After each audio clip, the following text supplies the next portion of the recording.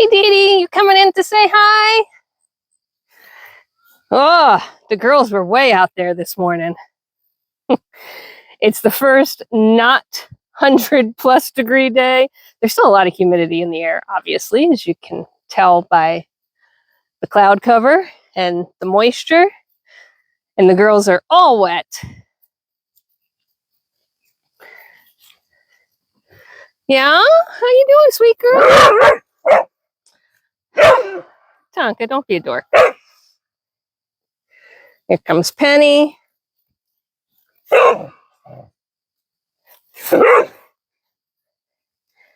Guys are looking good. You're finally shedding out your winter coat now that the heat is over. Dee Dee's almost slipped out. It's such a change with her. She goes from, being kind of chocolate brown, hi, sweet girl, in the winter to being this almost black, right? It's just a really dark brown. And the change is always so interesting. Tonka, stop it. Penny stays pretty much the same color. She gets a little bit more coppery when her winter coat is in, just a little bit more coppery. And as you can see, look at the way her coat is kind of shedding out. It looks so silly. You've got curly cues, and you've got a beard. But as she sheds out and gets slick, she'll just be that beautiful dun color, the standard donkey color. What are you doing all the way over there, girlfriend? So everybody, including Bailey, is loving it. Of course, we are in, I'll call it the weeds back here. And Bailey, you have leaves stuck in your coat. You are such not the prissy Shih Tzu. So, it truly is the weeds back here. And as you know, we let that happen on purpose for our pollinators. Look at all these pretty blue flowers that are coming in. I love the colors. There we go. They're just starting to bloom. These things have taken a beating in the storms, and it's interesting to see what's happening, after the storms, right? Some of the weeds have thrived. I mean, this one with its pretty blue flowers has absolutely exploded. Others, like the clover, some of the thistle, some of the, I would call them daisies. I don't think they're daisies, though. I don't know what they were. They look like daisies to me. They've lost all their petals. There's no dandelions anymore. It's really, things have gotten brown because, look at this thistle. Not that that's a bad thing, because thistle's so invasive. But it's just, with all this moisture and all of the soggy, wet ground, the dynamics of what's growing has changed. Look at these blue ones. This has just exploded. I don't know what they are. And like I said, I know they're weeds. I am well aware that they are weeds. But they're pretty weeds. And if you followed me along from last year, I've done some stupid things and I have no idea what plants are. Oh, wait, check this out. You want to talk about unscripted and unplanned? That chicken is on the roof of his coop. So the baby chickens have started to figure out they have wings. We'll have to go see them next. They're on fire. Everybody's kind of on fire because the weather has changed so dramatically and it feels so good. All of us are like, woohoo! But anyway, so weeds. Like I said, I have done some stupid things because I have no idea what plants I have. And by stupid, I mean really stupid. Like when I first moved to this property, I used some leaves as toilet paper. And as it turns out, it was poison ivy. So really, really stupid. That was many years ago.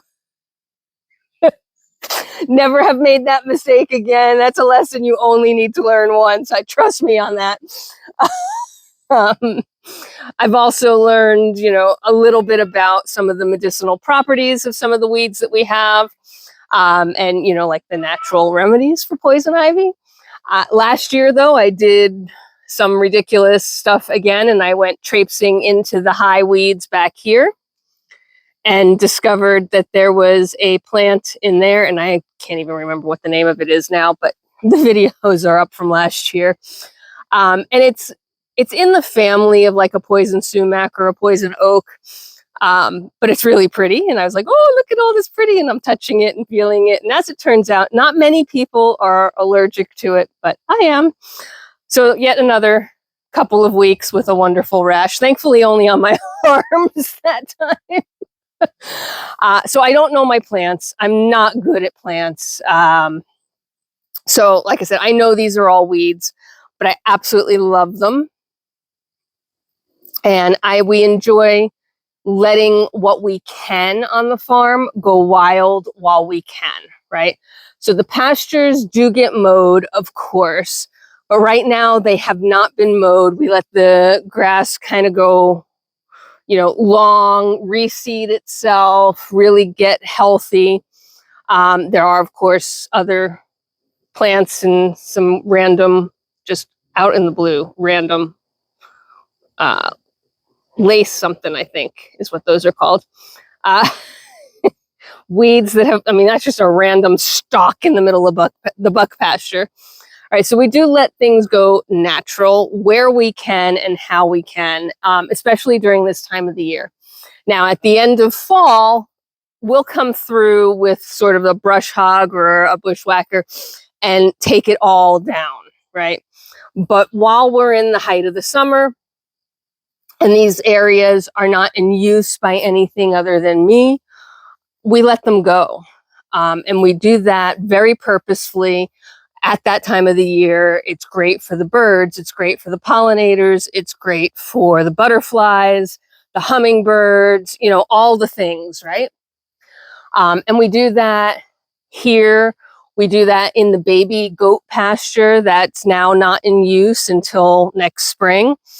So that goes wild. Our pig pasture goes pretty wild. The pigs maintain it a little bit, but you saw that it was filled with buttercups, English, Pam.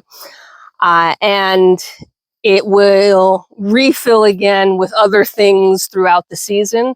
I think I'm starting to see some vines come in. So last year we had the surprise squashes and gourds show up in our pig pen. And no, the pigs don't eat that. So where they came from, we still don't know, but I think they're coming back.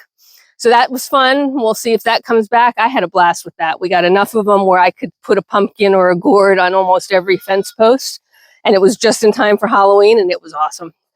And then we took all that stuff out for the wildlife and put them way back there in the woods and just let the wildlife have a feast.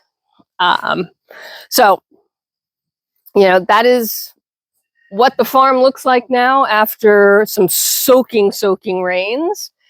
And yeah, we are, I think, in full bloom at this point in terms of the grass, the trees, the weeds. And yeah, if you know what these blue things are, I'm pretty sure we get them every year. I'd love to call them cornflowers, but they're not cornflowers, I don't think. Correct me if I'm wrong. Let me see if I can get you in nice and close so you can tell me what they are. Some of them have already kind of faded and others are coming back in bloom.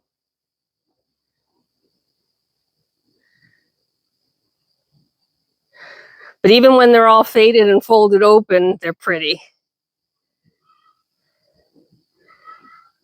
And then, we've just got the random other stuff happening. This container, by the way, that you've probably seen in my shots, I don't think I've ever talked about that. That is our rainwater collection.